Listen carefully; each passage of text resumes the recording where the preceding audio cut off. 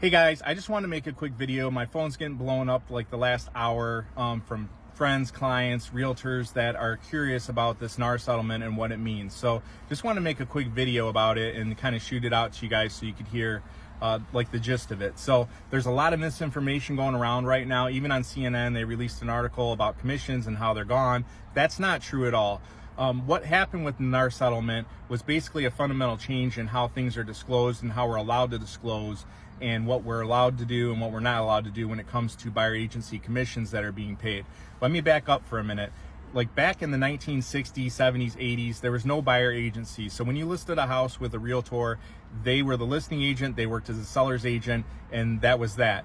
Buyers didn't have any representation, and over the years there were so many lawsuits because buyers felt like they were misguided or they were led to believe things that weren't true by the listing agent or the seller because they had no representation. The states basically adopted what's called buyer agency, okay? And that's where buyers have representation by agents that protect them and look out for their best interests. So fast forward to today, when you list a home, you're typically paying a brokerage X percent, okay? Within that listing agreement, the listing broker who you're hiring to sell your home charges you X percent, but then they'll disclose to you, out of the X percent we're charging, we're also going to give X percent, let's say 50% of that, to a cooperating broker should that happen, okay? When a cooperating broker comes along, 99% of the time, it's a buyer's agent that's working for a buyer. So what's happened today with this NAR settlement is that coming July, I believe it is, we're no longer going to be able to advertise in the MLS how much money we're willing to pay as a seller to a buyer's agent. So what does that mean? That means, like right now, if you look in the MLS as an agent, you see how much compensation the seller's offering you. So come July, we're no longer going to be told how much money the seller's offering to pay. It doesn't mean the seller's not paying commission to a buyer's agent. It just means that they're not allowed to advertise it in the MLS to agents how much they're willing to pay. So you may be asking, well, why would I want to pay another agent that's representing someone else to sell my home? I only want to sell you. And that's a fair question.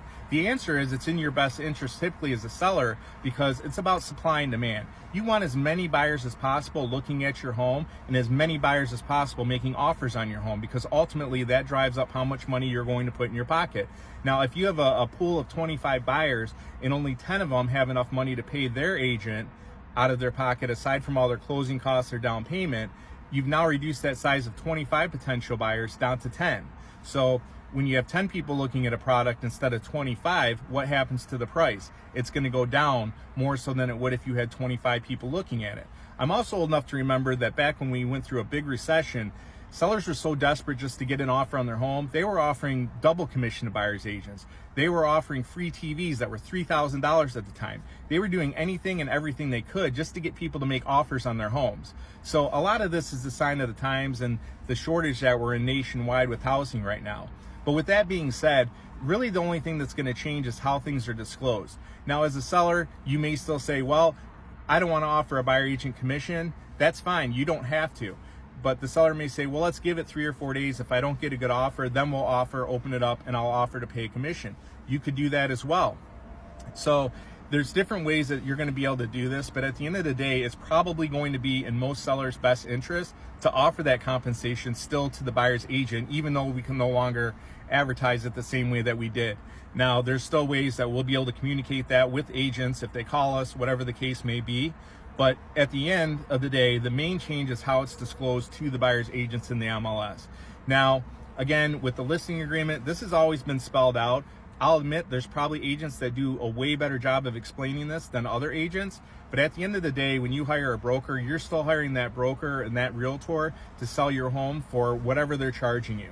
And they're simply just saying, I'm charging you this, but hey, I'm going to offer this much in compensation if someone else comes along, which is an important issue in itself also. But I won't get into that in this video, but I just kind of wanted to give you the rundown of what's happening and what's not happening. But I think it's important to know that all real estate commissions aren't going away. All real estate commissions aren't now limited to half of what they were, like some of these articles are, saying and implying. We can't talk about numbers specifically just because of antitrust and things like that.